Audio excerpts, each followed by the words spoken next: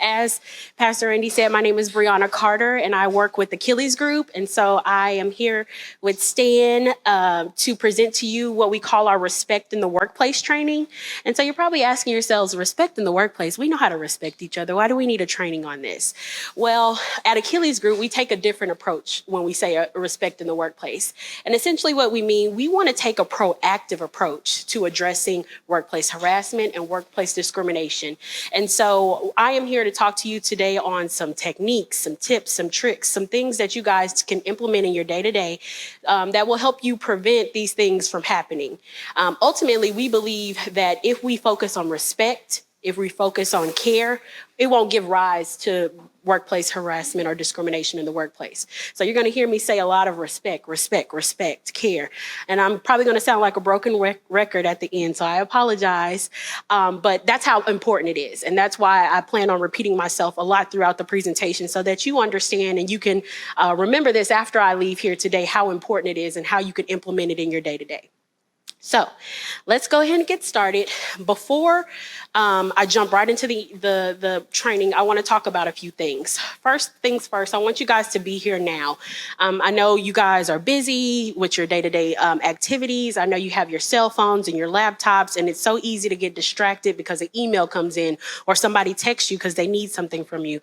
But to the best of your ability, I would appreciate if you could minimize your screen time and just take an hour or so to listen to this presentation so that we can talk through this together. Next, I want you to understand that this is a very important topic and it has the potential to influence the entire organization, not just the staff, but also the congregation as well. And so we want to take this very seriously. I will have some humor throughout the presentation. I don't claim to be a comedian, but I'm going to try to make you laugh. And I just want it to be relatable. By no means am I trying to make light of the situation. I know this is very serious. It's a very serious topic. But I am going to try to add some humor in there to get us all on the same page on how we can move forward. And then, of course, interaction is encouraged. If you have questions or concerns and you want to raise your hand and let's talk through it together, please feel free to do so. So let's go ahead and get started. First things first, let's talk about our collective and individual responsibility. So I'm going to pose a question to the group and I want you guys to answer. Do you feel that everyone in this room right now has the right to work in an environment that is respectful? Show of hands. Everybody who feels like we can work in an environment that is respectful. Okay, so we have a general consensus amongst the group that everybody here wants to work in an environment that is respectful. Well, congratulations, Achilles Group agrees with you. We also believe that everyone should work in an environment that is not only respectful, but it promotes an equal employment opportunity, and it also prohibits discriminatory practices and workplace harassment. So you're asking yourself, okay, Brianna, well, how do we do that? How do we identify when things like that happen in our workplace so that we know to address it? Well, let's talk a little bit about that. On the right side of the screen, you see a picture of a link being held together by a paperclip. And as you can see, it's being pulled and the paperclip is slowly unraveling and it's holding on as strong as it can. But ultimately, eventually, it's going to come apart and that link is going to break. So when you look at this, you think of that famous saying, you're only great as your weakest link. Exactly. And so that's, when I look at this picture, I think a little bit differently. The weakest link is not actually the weakest link. It's actually the strongest link because it has the ability to break the entire chain. Now, of course, we could find another link or we can find a way to mend it back together. But initially, it had the ability to break the chain in the beginning. And so how do we see that in the workplace? Well, let's say we have this great work environment that you guys have created over time. We collaborate, we work well together, we assist one another when we need to, we hop in and generate new ideas and help out when we need to. And then we have someone that comes in and disrupts that workflow. Whether it's, making inappropriate comments, whether it's making jokes about someone's appearance. And so if we don't say something, if we don't address that when it happens, then over time, that respectful, collaborative work environment that we work so hard to build slowly declines over time. So we don't want to let a link into this environment to disrupt what you guys have worked so hard to build. We want you guys to be stronger than ever, especially when you're bringing new people onto the team. And so it's important that from an individual standpoint, you're respecting one another, but also we have a collective responsibility that if we see something, we need to say something. So what do I mean by that? Okay, you see a friend of yours who is being bullied essentially by another coworker, and it's not in your department. It's not anybody that reports to you, so you don't say anything because you don't want to have anything to do with that. That's typical response. It's none of my business essentially, but it is our business. We all raised our hand earlier and we said that we wanted a respectful work environment. We all feel that we deserve a respectful work environment. And so it is our responsibility that if we do see something happening that may not be appropriate, may be considered bullying or harassment or discrimination, we need to say something. And we'll talk a little bit more about what that looks like in here in just a second. Now, you guys work with each other more so together than you interact with your own families. You're here 8 hours, 9 hours, 10-hour days sometimes, and that's less time that you have to spend with your family. And so it's important that you understand we encourage you to have a collaborative work environment. We encourage you to crack jokes and have fun and all of that good stuff. But you just want to be mindful of how your actions and your behavior comes off to other people. And we'll talk about how you can be cognizant of that later on in the presentation. Okay. So if anybody knows Stan or the Achilles group, we know we always talk about why it matters. Why are we here today? Why are we having this conversation? What's the significance or the importance behind it? Why does it matter? Well, essentially, like I talked about earlier, if we focus on respect, then we won't give rise to issues that come up that are considered discrimination, that are considered harassment or what have you. And so I know there's some leaders in the room. Leaders, you have to understand that you set the tone. You set the tone in terms of whether or not you allow something to fly by or if you're addressing something in the beginning. And so you are responsible for creating the environment, but we're all responsible for maintaining that respectful environment. So again, why does it matter? What's the significance behind that? Well, I don't know about you guys, but I don't want to work in an environment where I feel like I'm being discriminated against. I don't want to work in an environment where I feel like maybe my opinions aren't heard. And ultimately, if we don't address situations, if we don't hold people accountable for their actions, then ultimately it's going to lead to job dissatisfaction. It's going to lead to a lack of motivation and commitment and loyalty to the organization. And then ultimately, we're going to lose key people within our organization, which ultimately is going to have a high turnover for us. And we don't want that. I don't know if any of you guys are in the process of hiring right now, but the market is so competitive right now. Everybody is hiring. And so if we have good people already within our organization, let's do what we need to do to keep those people here so that we don't have to jump into that crazy market and try to find somebody to replace them. So last but not least, leaders, I'm talking to you directly. As a leader within this organization, I want you to understand that your performance is judged on the performance of your employees. So if you don't want to, be on the chopping block because of something that your employee did, then we need you guys to start holding your employees accountable and holding yourselves accountable when we see things like inappropriate behavior going on within the workplace, when we see bullying going on within the workplace, and when we see harassment going on in the workplace.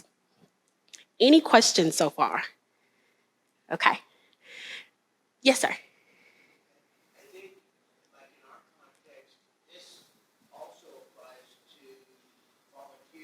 Absolutely.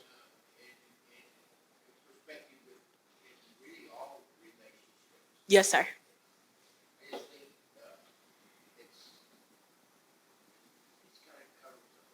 Yes, sir. Absolutely. I agree 110%. We have volunteers that may not necessarily be on the payroll, but they still represent the church when they're out on the events or assisting with different things that go on with the church. And so we see or hear that they're not acting in the way that we want them and we expect them to. We need to address that with them and nip that in the bud so that we can continue to move forward with the organization. So where do we draw the line? I've thrown a lot of words at you, inappropriate behavior, bullying, harassment. What do all these things mean? Well, I think it's important that we take some time throughout the presentation today to define what these words mean so that we know how to use them correctly and we know how to address them when we see them come up in the workplace. So first things first, we live in a society where we started off not being super sensitive about this topic, and now we're like overly sensitive about this topic. People get offended by anything nowadays, and even us in this room. Stan refused to look me in my eyes when I was talking to him. I feel offended by that. I feel like he doesn't value my opinion. I don't appreciate it. Or, Tamara sent me an email with all caps, and I felt like she was yelling at me. I feel so disrespected. Well, we get offended by anything, and the workplace is full of all kinds of behaviors that could be viewed as inappropriate behavior, bullying, harassment, the list goes on. And so again, that's why I think it's important that we talk about the definitions of each so that we understand how to use those words correctly. So I can't tell you how much as an HR professional we hear, well, I was harassed. And then when you dive a little bit deeper, you ask a few questions, you do an investigation, and they weren't harassed. They probably were bullied, or maybe it was some inappropriate behavior. So let's talk about it. Inappropriate. The dictionary defines inappropriate behavior as actions, demonstrations, and language that essentially contradict your general accepted procedures, policies, practices, things like that. So you guys have a code of conduct. You have an employee handbook that essentially governs how you're supposed to act on a day-to-day basis on behalf of the church. And so we have, the executive team has put these things in place. And so you have an expectation of how you're supposed to conduct yourself on a day-to-day basis. Anything that contradicts that would be considered inappropriate behavior. So those are things like making rude comments, or maybe you're shouting at somebody during a sermon or something like that. And even annoyances. Maybe we work in a close environment. Uh-oh, we got some shouters. Uh-oh. Sorry, didn't mean to call anybody out. Or maybe we have some annoyances. Maybe we work in close quarters and somebody likes to play their music, and I just do not want to hear that song today. You play that song every day, and I'm tired of it. So that's what we would consider inappropriate behavior. Next, we have bullying, and you're probably like, bullying? That doesn't happen in the workplace. That's at schools. No, it happens in the workplace as well. And essentially, bullying is the activity of repeated or aggressive behavior that is intended to hurt another individual, whether it be physically, mentally, or emotionally. And a lot of times we see this when somebody abuses or misuses their power. So these are things like repeated humiliation, or maybe someone who starts rumors about somebody or something that they did over the weekend. Passive aggressive, being a passive aggressive with your coworkers, or even intentionally excluding someone from maybe some meetings that they should be a part of in order to get their job done.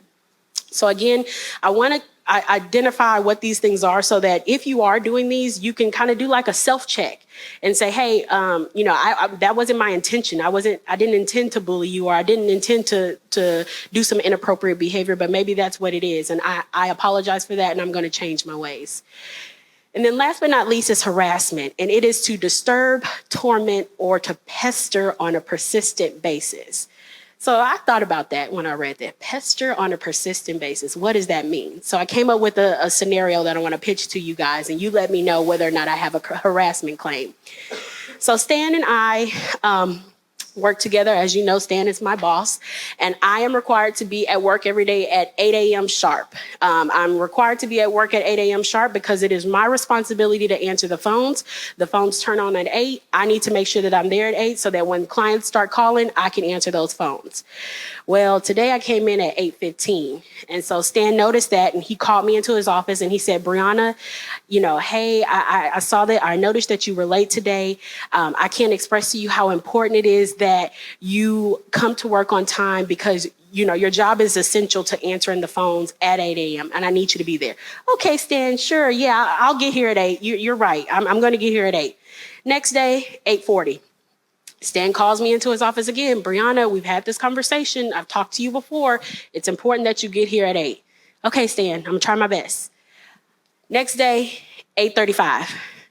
Stan calls me in his office again. At this point, I feel like Stan is pestering me. I mean, I'm trying. Traffic is bad. You know, I have to take my nephew to school every morning. I'm doing my best, and I just can't get here at 8. And I feel like Stan is pestering me. So do you guys feel, based on that, that I can raise a claim against Stan on the basis of harassment? No. Good job, guys. Absolutely. Stan is holding me accountable to a work expectation. My job, it requires me to be at work at 8 a.m. I need to be at work at 8 a.m. And Stan has every right to communicate that to me however often as he pleases, as long as it's in a respectful manner, of course. Stan was clear. He articulated what the expectation was, and he took it a step further. He told me why it matters. You know, I need you here so that our clients have somebody that they can connect with, so that you can direct them to where they need to go. And so Stan has every right, and no, you're absolutely right. I don't have a claim against Stan. Any questions about that? Okay. All right. So, I know this is kind of confusing. I know we kind of talked about these different definitions, but we didn't talk about workplace harassment. We talked about harassment, but workplace harassment is a little bit different. And so we're going to jump into that next. So lucky for us, we have a division of government that defines what workplace harassment is, and that's the EEOC, the Equal Employment Opportunity Commission. And so the EEOC defines workplace harassment as unwelcome conduct that is based on race, color, religion, sex, sexual orientation, gender identity, including pregnancy, national origin, age, disability, and genetic information. So I'm like, oh my goodness, that's a lot of words. What does that mean? Yes?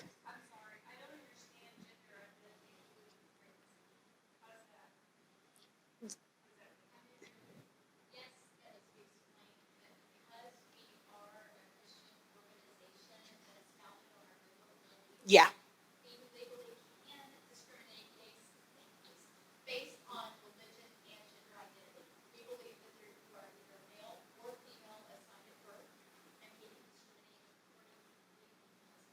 Yes, absolutely.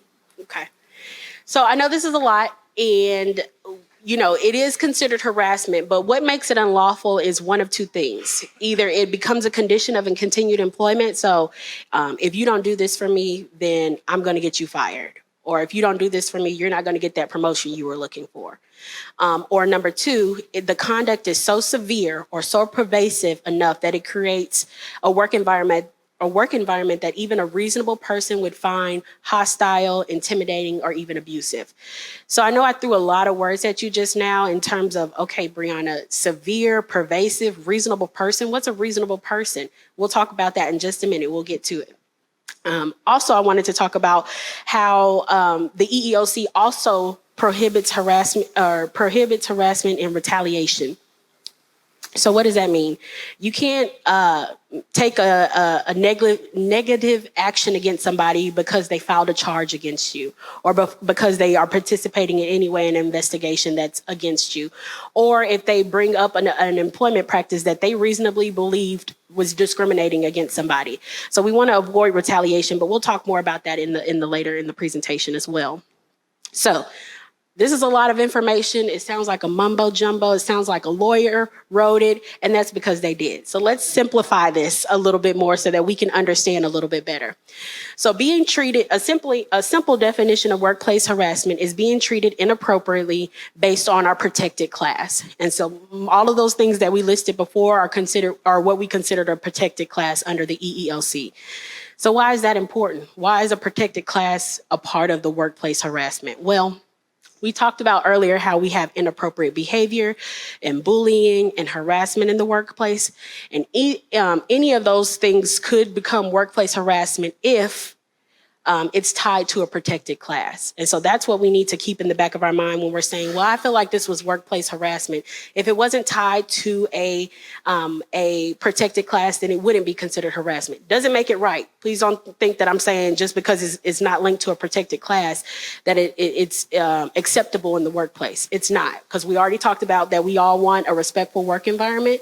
And so that's not acceptable. We're holding ourselves to a higher standard. But in order for it to be classified as workplace harassment, it has to be tied to a protected class.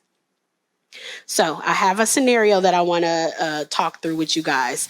I'm going to give you 2 different scenarios, and I want you guys to tell me which one of the 2 would be considered workplace harassment.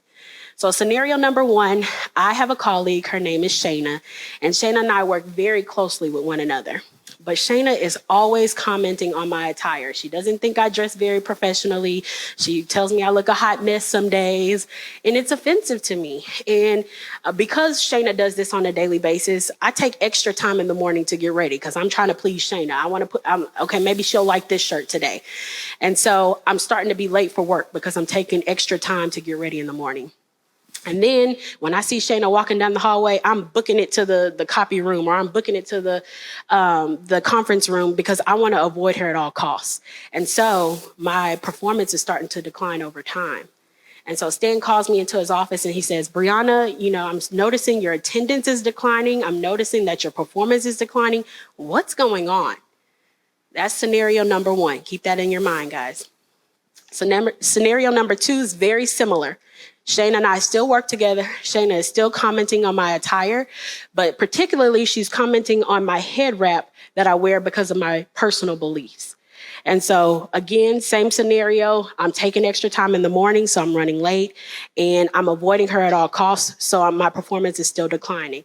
Stan calls me into his office and say, Brianna, I'm noticing some concerns in your performance and your attendance. What's going on?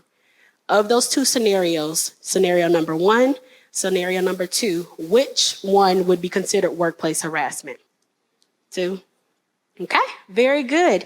Yes, so many of you believe, I said Shayna is commenting on my head covering based on my personal beliefs, and you guys assumed it was due to my religious beliefs, and in this scenario, you are absolutely correct.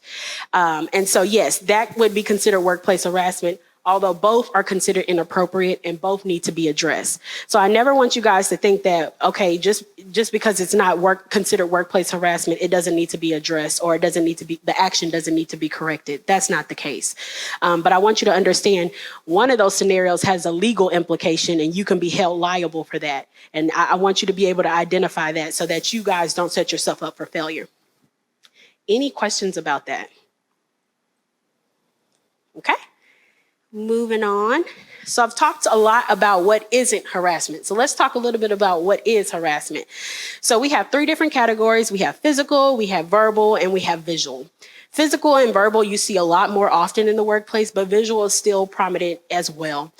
Physical are things like direct threats, maybe physically attacking someone, maybe you're smacking or pushing someone, impeding or blocking movements. Maybe you caught somebody in the stairwell and you're waiting on an answer from them and you're blocking them so they can't get by until they answer you. And also invasion of personal space. I know different customs and different cultures, maybe people tend to, stand closer together versus farther apart. And these are just some things that, we want to be mindful of. It may not be the intent that we're harassing somebody just because we're standing so close to them. But again, setting those boundaries and respecting those boundaries is going to be key to eliminating or preventing workplace harassment and discrimination in the workplace. So next we have verbal. So these are things like nicknames, which are like, nicknames? I give everybody a nickname. What are you talking about? Well, it's not always, a lot of times nicknames, we don't create our own nicknames. People create it for us. And sometimes it can be offensive. Maybe we have somebody who's super tall and his name is Al and we call him Big Al. And, we think nothing of it. He's tall, he's big, that's Big Al. But, that may be offensive to him. Maybe he has a medical condition that we don't know about. So again, we just want to be mindful. Although it's not your intention, it's the impact that we have to be concerned about and remember. Also, whistling and catcalling, sexual banter, slurs, name calling, sexist remarks. These are all things that could be considered verbal harassment.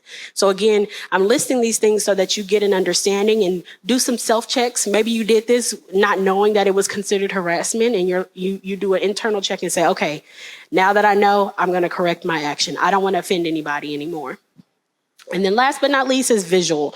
So we don't see this a whole lot. It used to be, people would have firefighter calendars or cheerleader calendars in their office. And we don't see stuff like that anymore. But we do see sharing TikTok videos or sending inappropriate text messages to one another. So again, showing emails or forwarding emails that may not be appropriate for the workplace. So again, just be mindful of these things. And if you're doing it, do some self-check and evaluate whether or not that's appropriate in the workplace. And if it isn't, let's stop doing it. Okay, so I have another activity for us. I have a picture on the right side of the screen, and I kind of want you guys to just yell out your immediate reactions. What do you see in the screen? Oh, we see Pablo, we see an old man, a river, okay. Does anybody see the guy laying down next to the river, the bottom right, okay. Do we see the guy on the horse? Okay, everybody see the old man? Okay, perfect. Well, notice how a lot of time when I asked you guys to kind of yell at me what you first saw, everybody's answer was different. Somebody saw Pablo, somebody saw the old man, some people saw the river, and all of our perceptions was different, but they were all correct.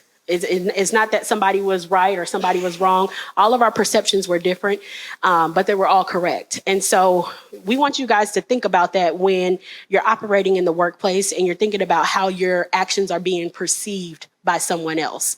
Unwelcome behavior that is not welcome, solicited, or wanted by the offended person, you have to take that in consideration because maybe you think it's welcome. You wouldn't have a problem if somebody did it to you, but that may not be the case for that individual. So you have to take that into consideration and understand your perception of things is not their reality. And we have to keep that in the back of our mind because a lot of times we're like, what? That's harmless. I wouldn't be offended by that. Why are you so upset? But our perceptions are shaped differently. We have different experiences. We were raised different than one another. We have different education backgrounds that shape our experiences. And so it's important that you understand that because of that, people may view your actions differently than what you intend them. And so that goes into that intent versus impact. Although that wasn't your intention, that's how it impacted the individual. And you have to be mindful of that. And when they communicate that to you, when they say, hey, that offended me, you need to receive that information and understand that it wasn't, it's not to offend you or for you to get upset about. It's for you to realize that maybe your actions aren't what you intended them to be, and you need to make some corrections or some adjustments.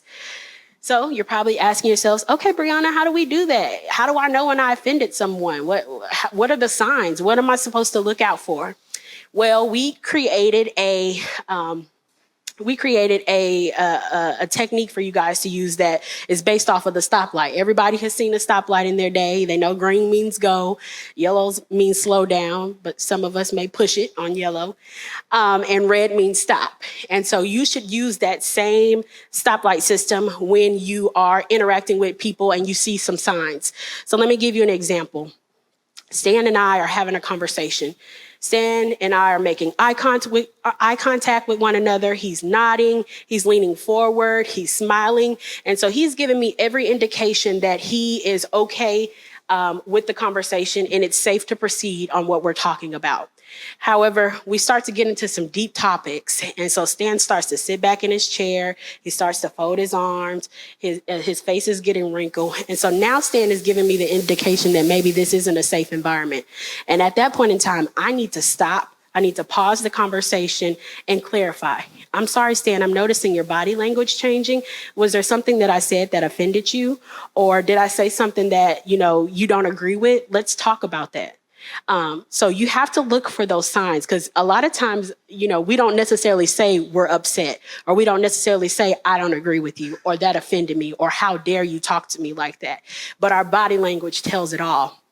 And so there's actually a doctor that did some research on communication, and he found that only 7% of communication is communicated through words. The other 93% is communicated through nonverbal cues. So our tone of voice, how our body language looks. So we can't expect somebody to verbally say, hey, that made me feel some type of way, or hey, I don't appreciate you doing that to me. We have to look at the nonverbal cues too and take that from there. So Stan and I are, we had our conversation. He said, Brianna, I didn't feel comfortable with you saying that the way you said. And I'm sorry, Stan. Let me clarify about what I meant. And then we can proceed with caution. That's our yellow light. And then my red light is, Stan is a little more forward. He said, whoa, whoa, whoa, Brianna, absolutely not. I don't agree with you. That was very offensive. I need you to take that back. And so we don't always have those red lights, but maybe somebody gets up and leaves the room without saying anything. That's a red light indicator to me. Hey, they're upset. And maybe something I did or something I said offended them, and I need to do a self-check. And I know it's hard because we're like, well, that's just the way I am. I talk that way and they need to get used to it because that's how I've been for this many years and I'm not changing.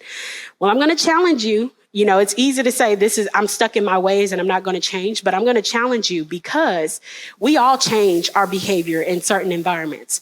I bet none of us act the same way Sunday morning in church service that we do when we're at a football game or a soccer game. We're up yelling, we're pumping our fists and all of that good stuff. And Sunday church, we're nice, we're shaking hands, we're smiling and things like that. So you alter your behavior all the time. So you can't say that, I'm stuck in my ways. I've been like this forever because you have the ability to do it because you've done it before. So those are just some things you want to look out for the signs. When they're giving you those signs, you need to pause and clarify, get some clarification from them. And then if they give you the red light, stop that conversation, do some self-checks and revisit the conversation later on. Don't sweep it under the rug or let it foster into something bigger. Let it mellow out and then go back and have a conversation with that individual so that you can clarify and get back on track. Any questions in regards to stoplight technique? Okay. So we already talked about it. Understand that you say it with your body language. Okay. So let's move on to our hostile work environment. So you heard me say that earlier, it's creating a hostile work environment for me. What does that mean? Well, the EEOC defines a hostile work environment as a reasonable person could find the environment hostile or abusive, and the person who is subject to the harassment perceives the environment to be hostile or abusive. So again, here's that reasonable person. What is a reasonable person? What I consider a reasonable person may not be what you consider a reasonable person. So that's very confusing to me, but we have a technique to help you guys identify that. Before we jump over there, one thing I want you to understand is that when the EEOC does an investigation, they're going to look for three things. One thing, they're going to look at the frequency of the behavior. Did this occur more than one time, or was this a one deal, we nipped it in the bud and it's over with?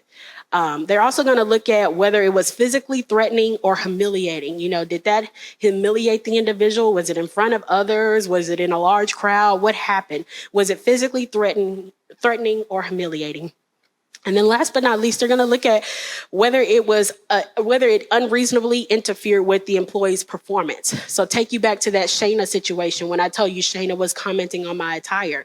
That was affecting my performance because I kept leaving my desk trying to avoid her. So in that situation, I potentially could say that I was working in a hostile working environment because Shayna was the action that she was delivering to me was humiliating. She was talking about me in front of other people, and it was affecting my work performance. And she did it every day, so it was pretty frequent. Any questions about a hostile work environment? Okay. So let's talk about that reasonable person. Like I talked about, how do we define what a reasonable person is? I think Stan is a reasonable person. I think he's awesome, but not everybody may think Stan is a reasonable person. So we have a technique that we've created at Achilles Group to help you guys identify what your reasonable person is.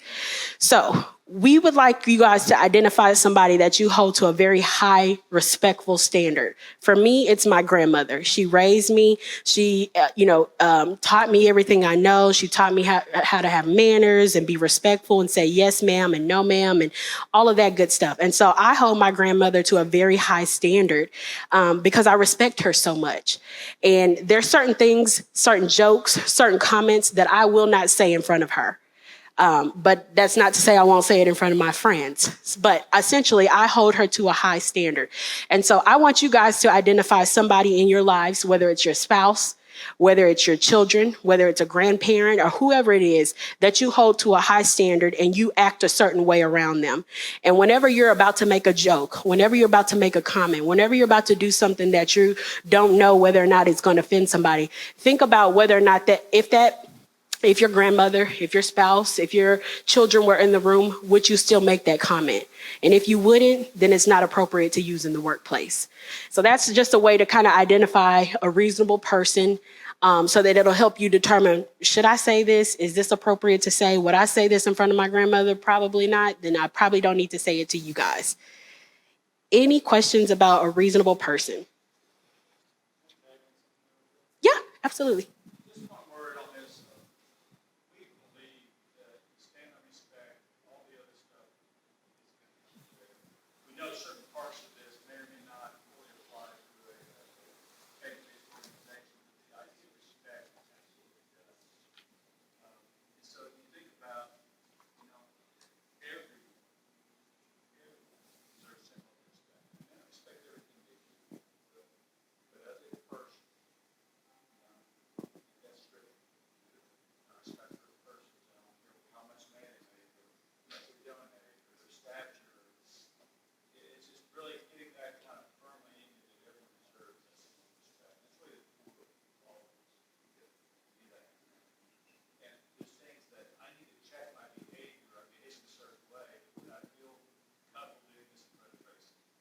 And there's times I need to modify it, so I'm not stepping over lines. I like reading person standards, standing on respect. Absolutely. Thank you so much, Sam. So we're going to kind of wrap up here. I want to talk a little bit about avoiding unwelcome behavior. So you're probably asking yourselves, how do we do that? Well, first things first, we have to be self-aware and we have to use common sense. And I know people say, well, common sense isn't so common anymore. Well, that's why we hold each other accountable.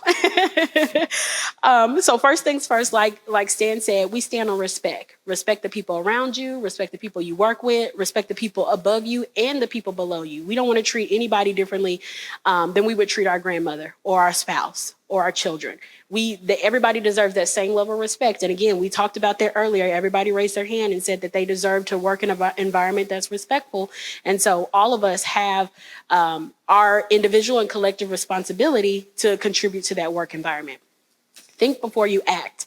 A colleague of mine said there's power in pausing. And I was like, ooh, that's good. And it's so true. It's so accurate. Sometimes we're so quick to react and we didn't mean to say it like that, or we didn't intend for it to come out like that. So, take some time, process what they're saying to you, gather your thoughts, and then respond. Think before you act. Imagine how other people might be feeling. We have some pictures over there that say, walk a mile in their shoes. You have to understand, like we talked about earlier, everybody has different experiences, different perceptions, things offend them that maybe they wouldn't offend you. And so you have to imagine how they're feeling in that moment and respond accordingly. Exercise common courtesy, and also think twice before making a joke. So again, like we talked about, identify who your reasonable person is. Think about your grandmother, your children, your spouse, and would they be okay with you saying what you're about to say to that individual? If not, let's just nip it in the bud and not say it at all. And we learned this stuff already. We learned it in kindergarten when they say respect each other and help each other clean up, be nice, don't shout, hands to yourself. And so again, these are the same things that we learned back in kindergarten that we're just, trying to express to you guys today. If we stand on respect, we won't give rise to those other situations that go to sexual or harassment or discrimination. Okay. Now, if you are being harassed, what do we do? What are some things that we need to do? Well, our first recommendation is you have an adult conversation. We're all adults here, and I know me personally, if I did anything to offend anybody, I would love and appreciate if you felt comfortable enough to come talk to me and say, hey, Brianna, I don't appreciate what you said. I wish you would have said that differently, or I wish X, Y, Z, whatever the case may look like. And I'm going to be like, I'm so sorry. I totally did not mean to offend you. That won't happen again. I apologize for making you feel that way. But we understand that that's not always the case. We understand that maybe you don't feel safe going and speaking to that person, or maybe you've spoken to them and nothing has changed. So there are some other options for you guys. First things first, we say, feel free to discuss the matter with your supervisor or your supervisor's manager. Regardless of if you go to your supervisor or not, Tamara needs to be included in that conversation.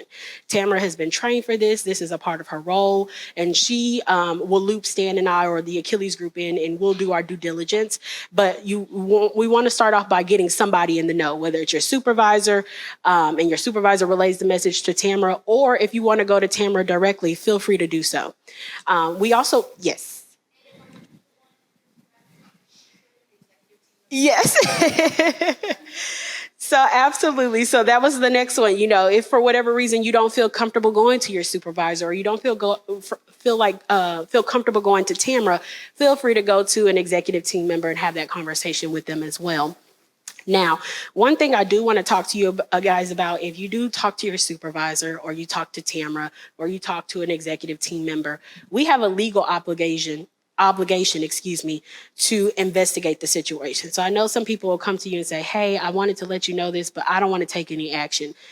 We can't do that. You know, as much as we appreciate you coming and trusting us to provide us with that information, we thank you so much and we appreciate it. But at the same time, we have an obligation, a legal obligation, to do a thorough investigation.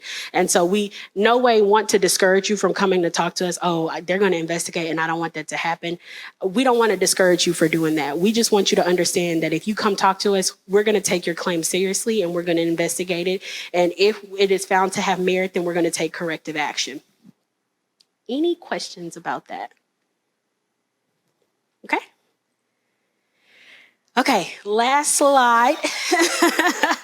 I tell you, we're going to talk a little bit more about retaliation. So again, retaliation is taking a negative or derogatory behavior against someone who, participates in an investigation, files an investigation, brings up concerns about workplace practices or what have you.